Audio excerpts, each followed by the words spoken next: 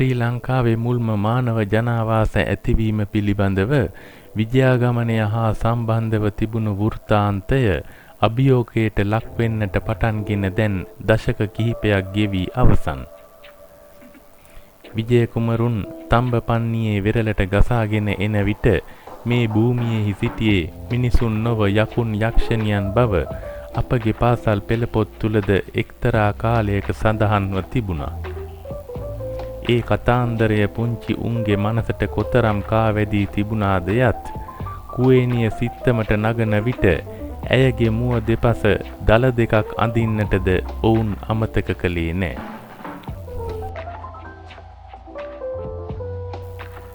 නමුත් කාලාන්තරයක් තිස්සේ ජනප්‍රවාද තුල සැඟවී තිබුණු කතාන්දරත් මහ පොළොවේ පස්තට්ටු යට සැඟවී තිබුණු නෂ්ටාවශේෂ රාශියත් එකින් එක එළියට එන්නට පටන් ගනිද්දී විජයාගමන වෘත්තාන්තයේ මුදුන් මුල් සෙලවෙන්නට පටන් ගත්තා. දැන් විජය ආක්‍රමණිකයෙක් මිස ශිෂ්ටාචාරයක ආරම්භකයෙක් නොවේ.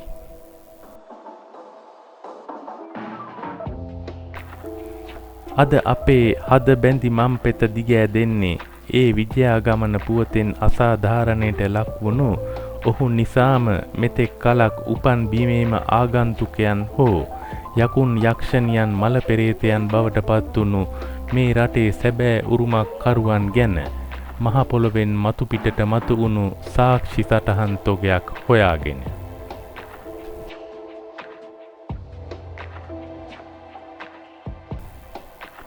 ඓතිහාසික කොණ්ඩදෙනිය රජමහා විහාරයට නුදුරු පිංවැව ගමේ මනරම් භූමි භාගයකට වෙලා ඔවුන් අප එනතෙක් දැස් දල්වා මග බලාගෙන හිඳින්නේ ඒ අවනඩුව කියාගන්න.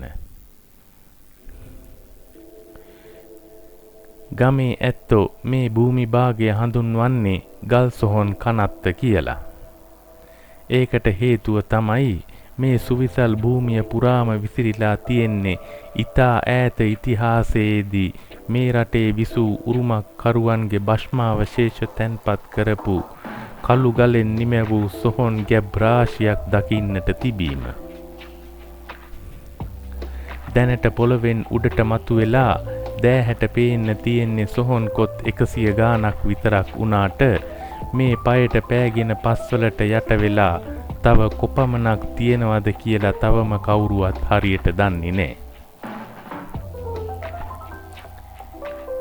මේ බිම ඓතිහාසික සොහොන් බිමක් කියලා හඳුනාගෙන දැන් බොහෝ කලක්.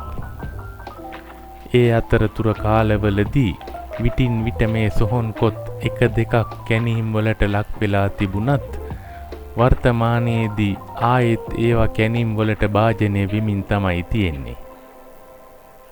අවැසි වලින් ආවරණය වෙන්න වහලයක් හදලා වැසි ජලය ඇතුළට ගලා නොඑන්න වටබැමි දාලා ඊතා පරිස්සමෙන් කෙරෙන ඒ කැණීම් බලන්නම වටිනවා. මේ කැණීම් වලට භාජනය වුණු භූමියේ සොහොන් විශාල සංඛ්‍යාවක් ළඟ තියෙනවා දකින්න පුළුවන්. ඒ කියන්නේ පස්වලට යට වෙලා තව බොහොමයක් අනෙක් තැන්වලත් තිබිය හැකියි.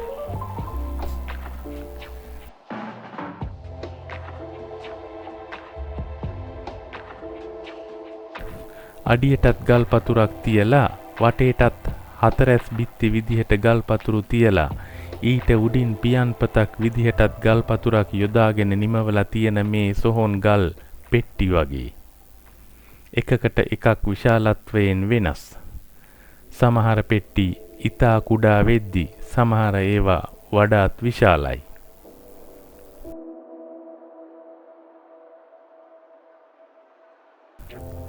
මින් පෙර කාලයේදී කරන ලද කැණීම් වලදී මේ පෙට්ටිය ඇතුලේ තිබිලා මියගිය දේහයන් ආදාහනය කරලා ඉතිරි වුණු භෂ්මාවශේෂ පුරවපු මැටියෙන් තනන ලද මුට්ටිත් ආහාර තැන්පත් කරන්නට ගන්න පාත්‍ර වගේම වතුර පුරවා ගන්න භාවිතා කරන සෙම්බුත් හමු වෙලා තියෙනවා.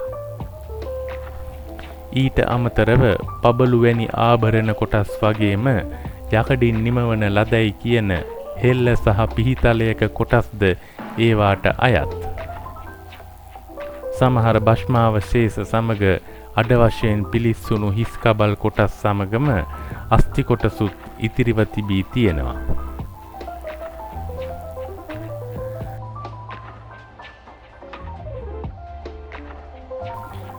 කාබන් කාල නිර්ණය සඳහා යොදාගත් නිදර්ශක වලින් මේවායේ වයස විදිහට ගණනය කරලා තියෙන්නේ වසර 10000ක් 13000ක් පමණ පැරණි විය හැකියි කියලයි. සමහර සොහොන්වල තැන්පතු භාජන සම්පූර්ණයෙන්ම විනාශ වෙලා ගිහින් තිබුණා යයි වාර්තාවල සඳහන් වෙන්නේ. සමහර විට මේ ගල් පියන් පසු කලෙක ලිහිල් වෙලා ඒවා මතටම කඩා වැටෙන්න ඇති. අදටත් අපිට කැනීම් කරපු මේ බිමේම නිර්වත් පොළොව මත විනාශ වෙලා ගිය මැටි භාජනවල කොටස් හොඳින් දැක ගන්න පුළුවන්.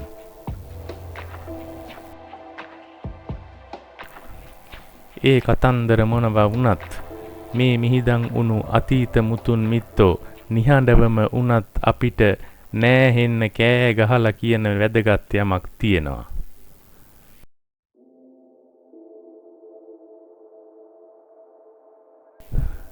ඔවුන් ආභරණ පැලැන්දා නම් යකඩ ආයුධත් පාවිච්චි කළා නම් විවිධාකාර හැඩයන් පිලිස්සූ මැටි බඳුනුත් පාවිච්චි කළා නම් ඔවුන් සතුව උසස් තාක්ෂණයක් තිබී තියෙනවා. එහෙම නොවුනා නම් මේ සොහොන් ගල් පෙට්ටි උනත් හදන්න ගල් ඉරාගන්නේ කොහොමද?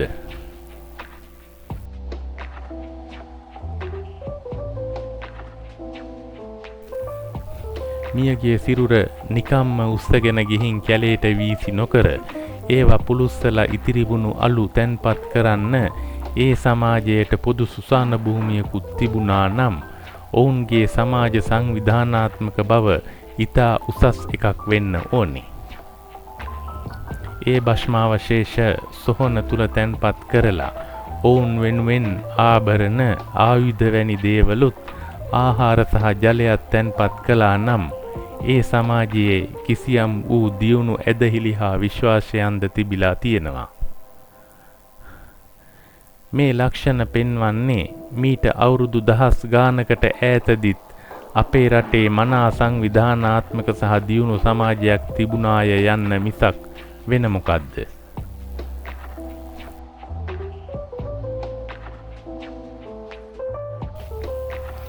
ඉතින් කාලයකදී අපිට අපේ අනන්‍යතාවය හොයාගන්න බැරිව ඒ මේ අතවල්මත් වෙලා ඉඳිද්දී අපේ මුතුන් මිත්තෝ ආයෙත් මැරිලා වලදාච්ච තැන්වලින් නැගිටලා අපිට හරි මාර්ගය පෙන්වමින් ඉන්නවා.